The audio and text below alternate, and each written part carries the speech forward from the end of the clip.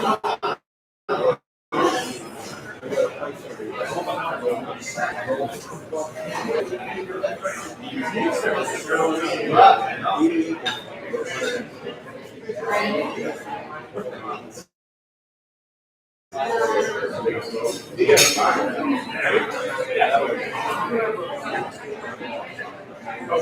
here we go. Ready to get started this evening?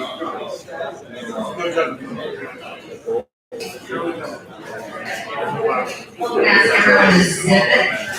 Please, thank you. Gracefully, thank you. Okay, so welcome everyone. Good evening. My name is Ann Brum. What an important evening filled with speakers and content we have lined up for you this evening. On behalf of our partner organizations, Joint Venture and Co., Alternative Treatment for Veterans, and Cannabis Community Care and Research Network, it is our pleasure to host you all here and on the World Wide Web, by the way, hello, this evening via the Cannabis Advancement Series YouTube page. So feel free to share that link via Facebook and any social media platform you like. We'd also like to start by thanking our staff, our study partners and sponsors, as well as the team here at Bull Mansion, and all of you who came here this evening. And thank you to our collective project partners, specifically Stephen, Sid, Marion, and Randy, so thank you. The focus of this evening's event is to provide both clinically based research and real-time feedback from those who are actively serving and supporting the healing process of our military service members. Medical cannabis as a harm reduction strategy is a real viable option in preventing opioid overdose deaths and tearing families apart. As Emily Dickinson says, forever is composed of nows, and now is the time to move this conversation in a direction that's eliciting sustainable systemic access and choice for those who have been affected by the opioid overdose crisis. At this time, I would like to welcome the owner and operator of Bull Mansion, Victoria Mariano.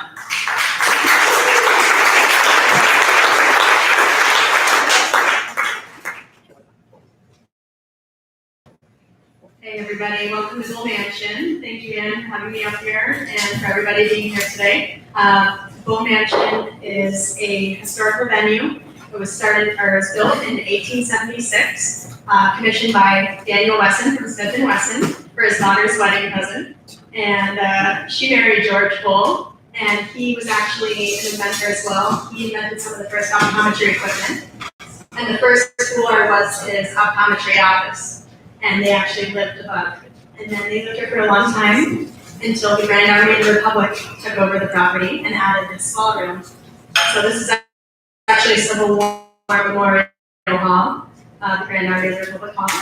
And the city of Worcester took it over after that and did all sorts of stuff in here, but wasn't open to the public. Until Restaurateur took it over in 2006. And he put a ton of money to make it handicap accessible, to make it up to code, to put the restaurant in. And it's passed a couple of restaurant hands since then until it landed in me and my business partner, Patty Taville's hands. And we focus mainly on events. So we do all sorts of events like this, and weddings, and birthday parties, and engagement parties. Basically wanted to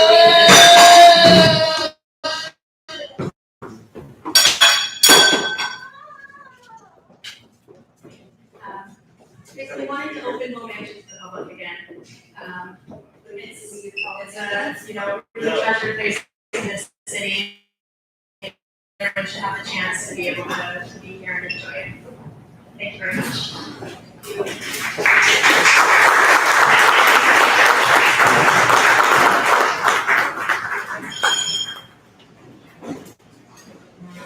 you very much, Victoria. Make sure that she's okay. Yeah.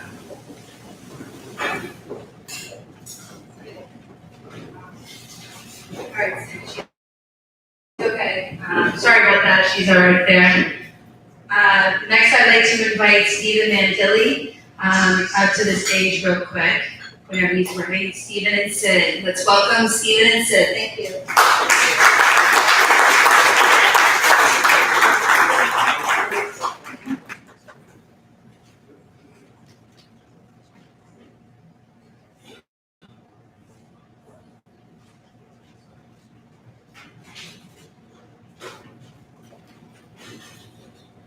First of all, I'd like to thank everyone for attending tonight and joining us and working on this cause and helping veterans.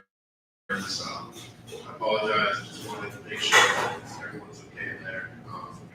So I would like to start with honoring the fallen of Massachusetts as well as across the country and honoring veterans and their Gold Star family survivors that are left behind. If we could play taps, please.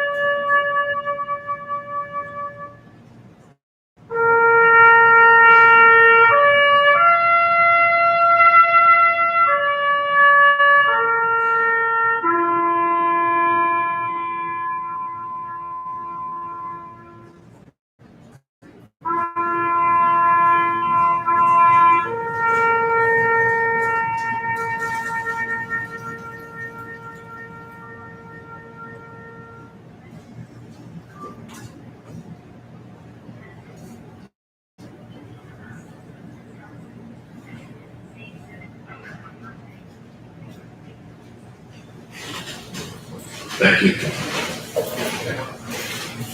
I'd like to share some stats with you here today on the opioid epidemic, the toll that it's had on Massachusetts, on Worcester County, and on Worcester, the city itself.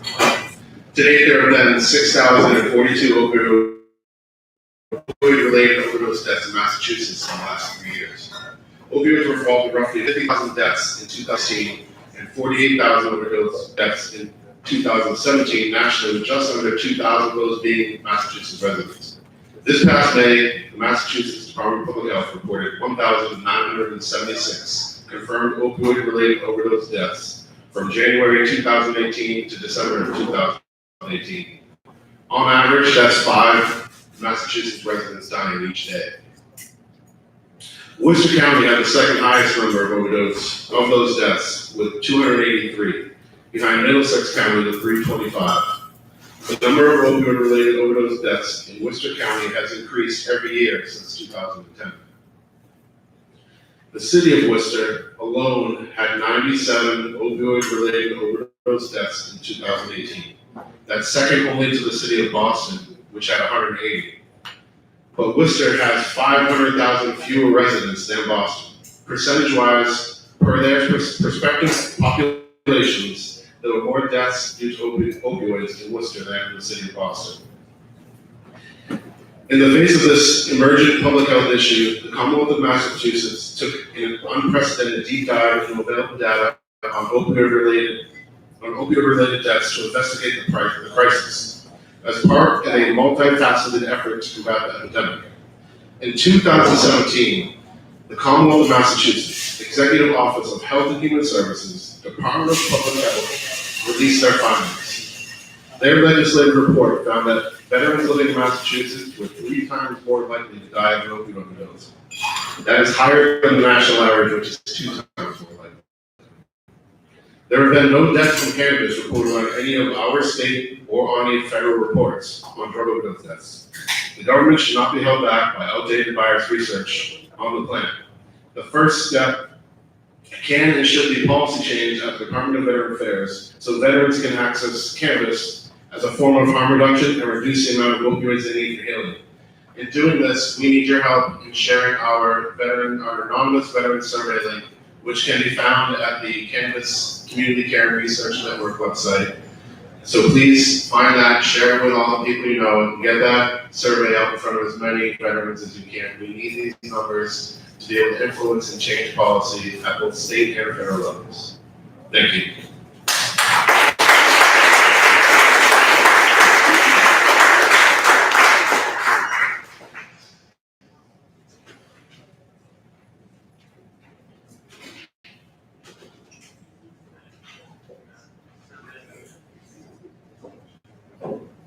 Okay, next we'd like to invite Randy McCaffrey of C3.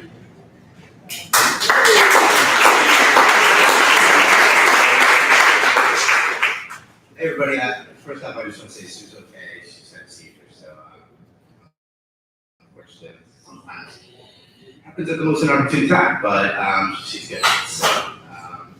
So good evening, everyone. I want to thank you all for being here. It's this historic place. I think it's fitting that we're in Civil War Memorial or Veterans Memorial.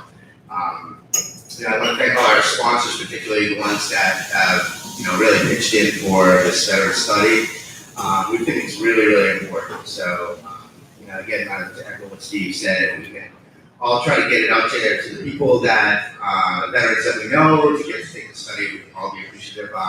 We have some new partners coming on board that are going to try to do this nationally, and so we're excited for that. So tonight I'm presenting data that has been collected from March 3rd to May 14th.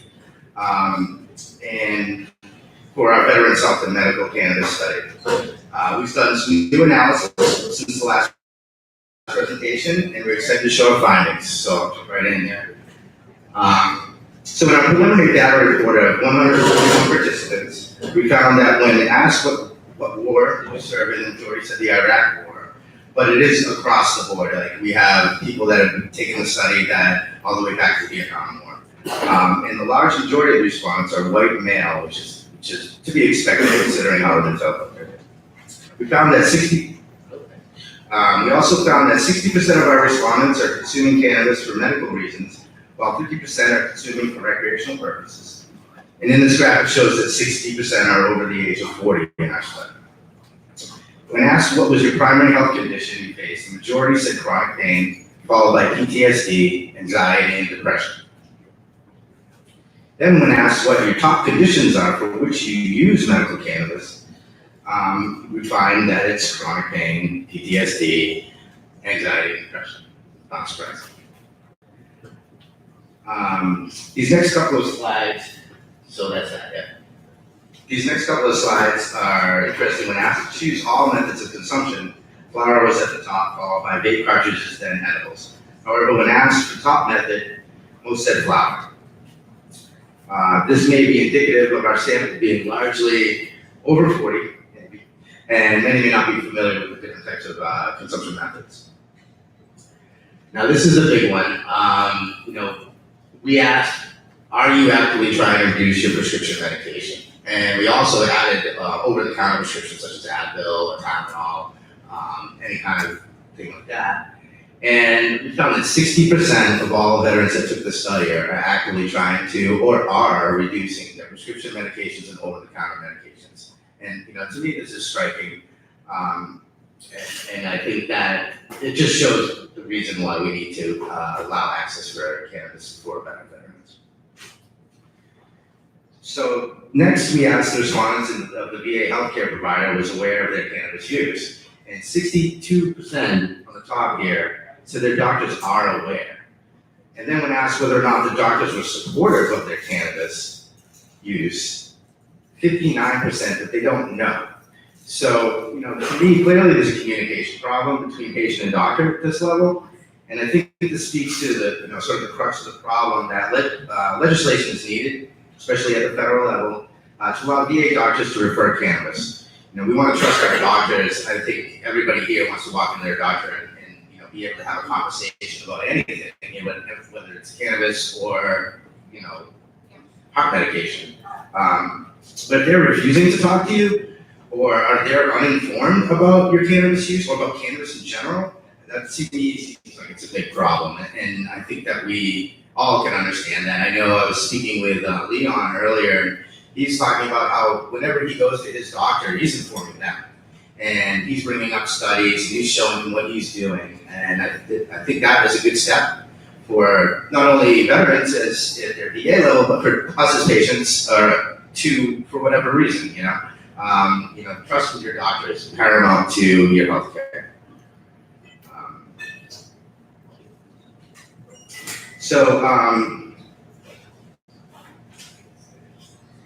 So, as we can see, veterans are reporting that cannabis is helpful for them. However, veterans are spending nearly 3 times as much on cannabis as they are on prescription and over-the-counter medications.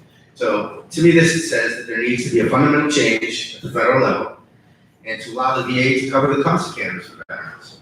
Again, this is striking, and I think this is what we're doing here. Is we're trying to raise awareness. And we're trying to help our people and our friends and veterans within our community to understand that there are other alternative treatments and other options for their own healthcare. So I just want to say thank you and enjoy the rest of your evening.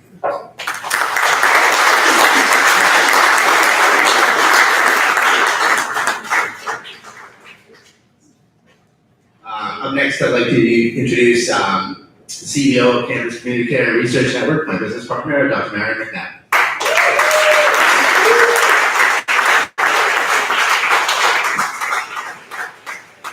Thank you, Randy, and thank you all for being here. I think, just to recap some of the really interesting points that Randy brought up, one of the major challenges I think that we're seeing in this study with veterans and medical cannabis is their access to it. Just the last part of Randy's presentation, costs, access. These are some of the challenges that our veterans are facing here.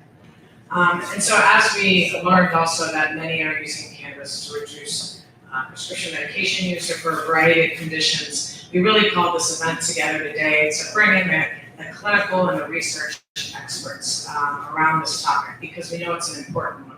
So I'm very, very honored to have the first leading researcher who has tried for 10 years and got through it to study medical cannabis with funding from the U.S. government through NIDA for PTSD in veterans.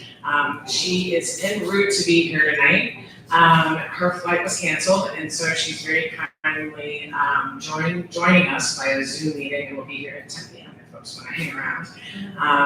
Her name is Dr. Sue Sisley. Dr. Sue Sisley is an Arizona-based physician practicing internal medicine and psychiatry. Sue works as an independent medical director for medical cannabis license holders in 17 different states. She serves as the president of Scottsdale Research Institute and is the principal investigator for the only FDA-approved randomized controlled trial in the world examining the safety and efficacy of whole plant cannabis in combat veterans with severe post-traumatic stress disorder, PTSD. Recently acknowledged as Rolling Stone's 25 people shaping the future in tech, science, medicine, activism, and more, Sue was quoted as saying, "The US government has systematically impeded this work for years." She says, "We were forced to become advocates. We really just want to do the science." So we're really honored to have Sue Sisley here, and we'll go ahead and patch her in virtually.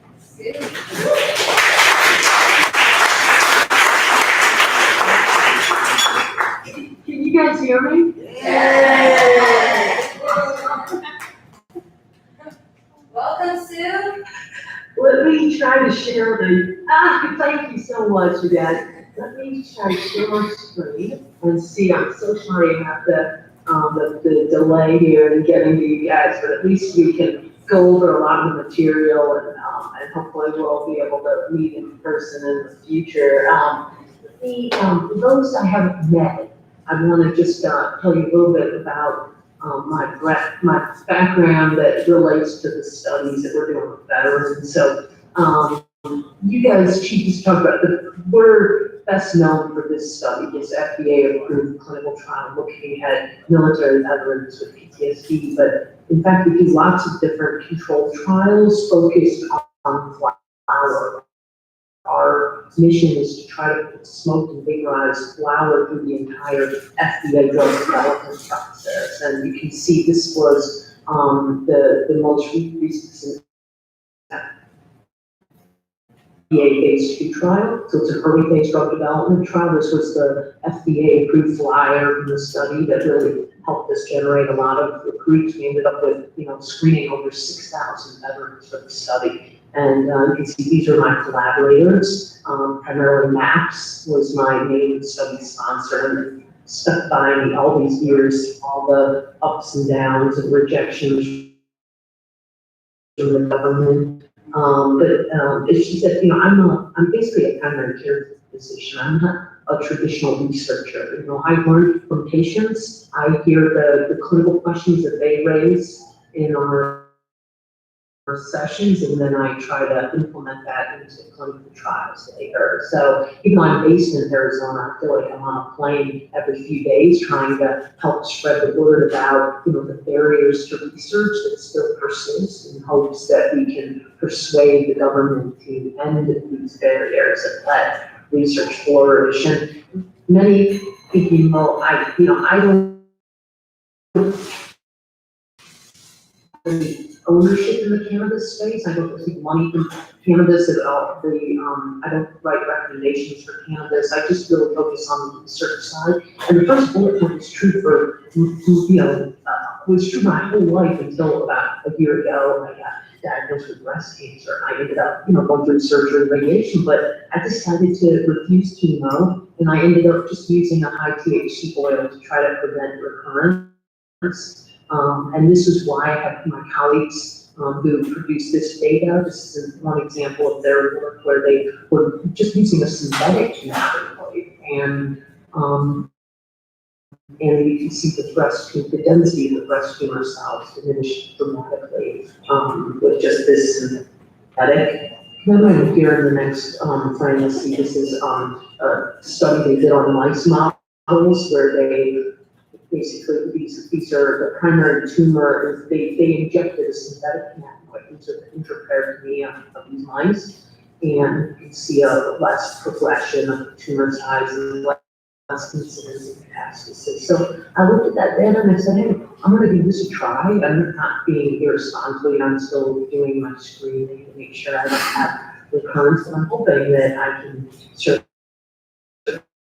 and we'll see if this works. And my other disclosure is that I did help found this organization called Doctors for Cannabis Regulation, where we are a nonprofit that focuses on trying to end cannabis prohibition globally, and we've been trying to create a safe space for physicians to talk openly about the harms that have occurred in criminalizing this kind of trying strangers together behind them. So if you have any docs who care about this work, you can send them to our website. It's dfcr.org, doctorsforcannabisregulation.org.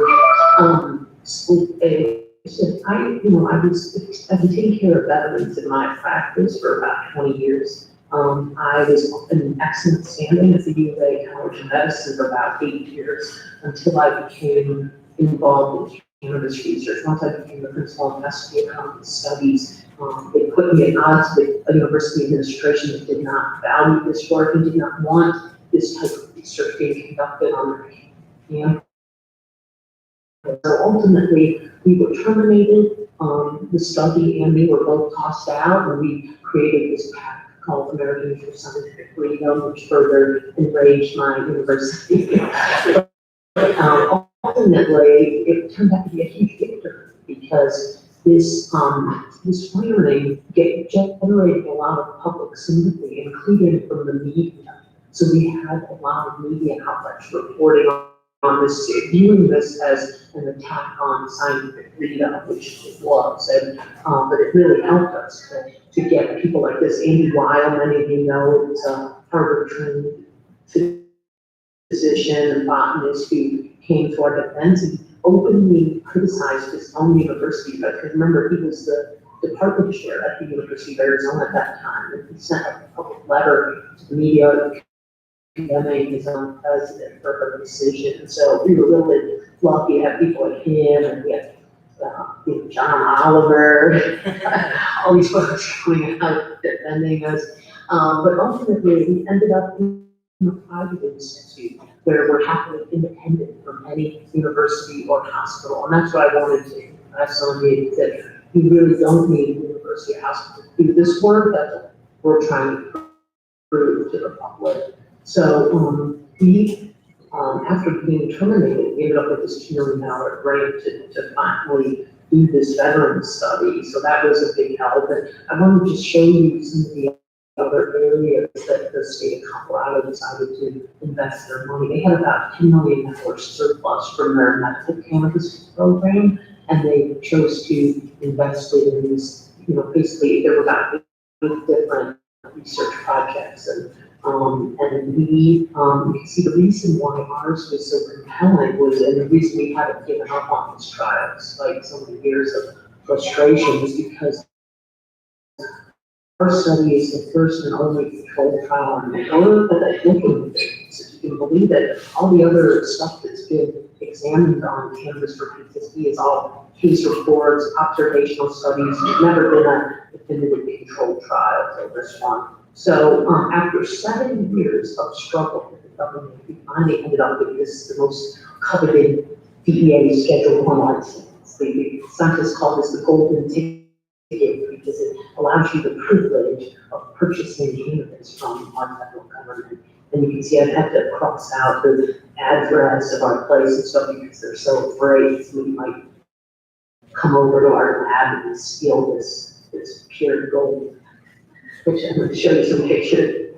So, as soon as we got this document, we moved to, to request 8 kilos of cannabis from the government, which is what our study protocol required. So you take 8 kilos, surely you come by with armored truck. The FedEx guy shows up at our lab, he has no idea that he's working on this, totally mystified by all the cameras, what's going on. But, it's very historic. So we wanted to document this. So, you can see here, this is what we received is sandwich bags full of frozen cannabis. It's basically full of green powder, which we later confirmed was cannabis. And you see there the powder. And I just wanted to emphasize this because it's important for us to know as taxpayers that this is what our money is going to pay for. Since 1930 is plant material, it's turkey, so it's just inactive plant material, but most of that is so I want to just mention that the University of Mississippi has enjoyed this government enforced monopoly since 1968. And this is by controlled substance in Schedule 1 that it has a monopoly like this, right? So, how I told you I work out of the company. We don't have to go to NIDA to buy our MDMA, which is like, but we end up with this niche. So how do you as a physician know it's everywhere talking about the swag that the government is doing? The next day lost our partners at Johns Hopkins. And I want to just mention that they were totally content to walk away from this veteran study, despite, the opportunity to answer these important questions for the vets. They just, so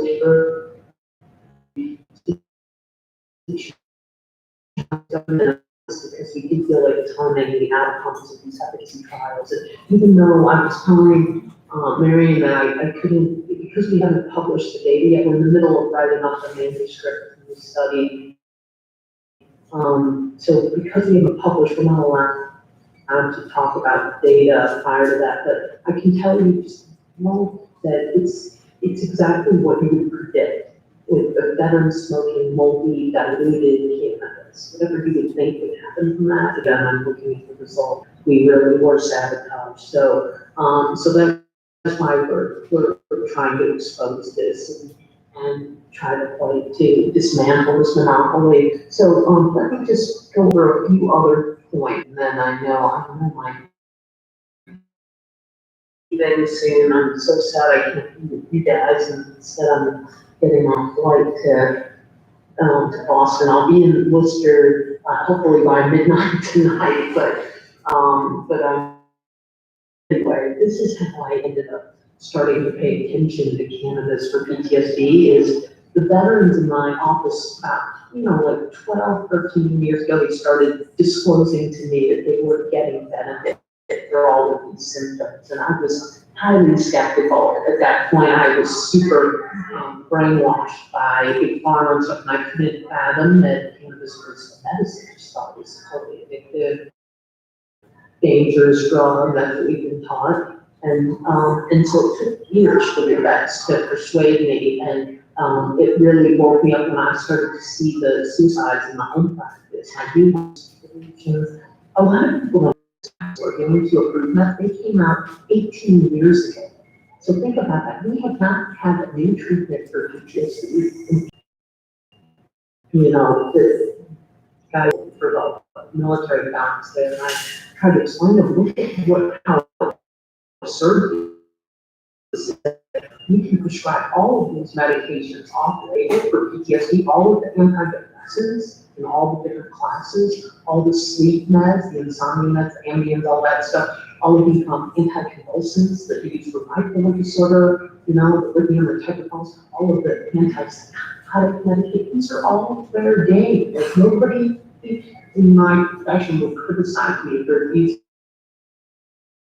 Yet none of them have been formally tested, but they're all considered acceptable. And so that's how these guys end up getting, snowballing on all these different, it's gonna end up on 10 different prescriptions. The state of medical care now is that we treat each target symptom with a different prescription. Initially, as I mentioning, they have depression, which months of SSRIs, and they say they have sleep problems, go on some Ambien, and that doesn't work, maybe trazodone, Benadryl, and then they mention they got chemical attacks, and how quickly these guys end up sliding into, 10 or 12 different prescriptions, and this polypharmacy is just so epidemic. And yet, with cannabis, the potential to treat this entire constellation of symptoms with one intervention is natural flower, which is an incredible opportunity. And I just want to finish up by mentioning that part of our work is focused working with veterans in Israel and Canada. And you can see that in these two countries, this is one of the folks in our study, in these two countries, you see that they have poor access to, this is the Canadians, the marijuana trauma group. But anyway, in the countries, not only they have legal access for their sex, but it really sponsors the cost of their cannabis, and it's just so refreshing to be in these countries. Either way, the governments, all the taxpayers are proud to be backing this, and they didn't need the control trials. They didn't demand that we had, phase 3 randomized control trials before they made that decision to support their veterans. And I think, the American Legion coming out hopefully a few years ago, that took us years of lobbying to get the Legion to understand the myriad ways the government was blocking the research and why they needed to defend the medical access.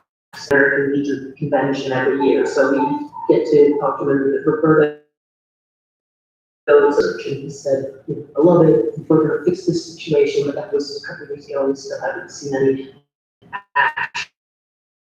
I'm hoping that eventually, between the Legion and all the DSOs coming forward and start, I know IABA has become active on this, so I'm hoping that they can build some momentum here. And I wanted to just leave you, I'm sorry that we can't take questions of what I would love to do a Q&A with you guys, but I've got to hop on this point, but I think one thing I want to leave you is we are preparing to announce the lawsuit against the DEA. So after so many years of being forced to buy this substandard cannabis from I finally found a law firm that agreed to take the case against the DEA to sue them. So we filed our lawsuit last week.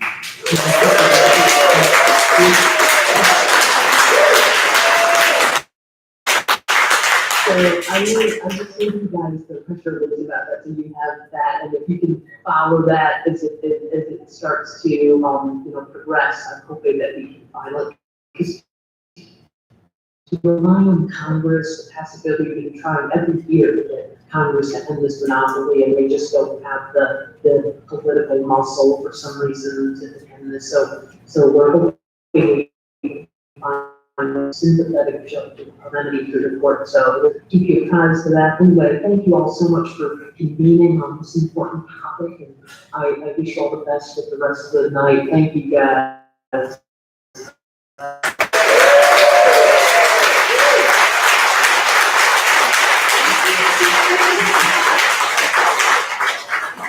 Thank you, Sue, so much. We look forward to welcoming you here at 10 p.m. So safe flight. Thank you guys so much. I appreciate you all. Come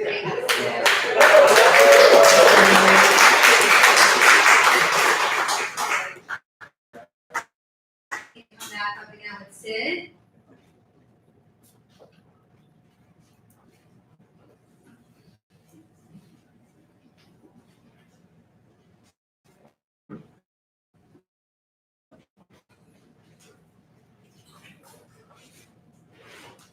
So I have the honor of introducing our next presenter, Commissioner Kay Doyle. Kay Doyle was appointed to the Massachusetts Cannabis Control Commission as a joint appointment of the Governor, Treasurer, and Attorney General in September of 2017. Commissioner Doyle has also served as the chair of the Commission of Energy Environment Working Group, which includes representatives of the Department of Energy Resources, the Department of Protection, and the Department of Agricultural Resources. Prior to serving on the commission, she was Deputy General Counsel of the Department of Public Health, acting as primary counsel to the medical use of marijuana program for the dawn of the program in 2013 through to her appointment as commissioner. Kay also served as primary counsel to the Food Protection Program and Tobacco Control Program while at DPH. Kay worked over 15 years as a municipal attorney at the law firm now known as the KP Law, PC, specializing including agricultural law and civil rights law. She's an experienced litigator, admitted to practice in Massachusetts and New York, the United States District Court of Massachusetts, the United States Court of Appeals Circuit, and the United States Supreme Court. So here tonight is Commissioner Kay Doyle.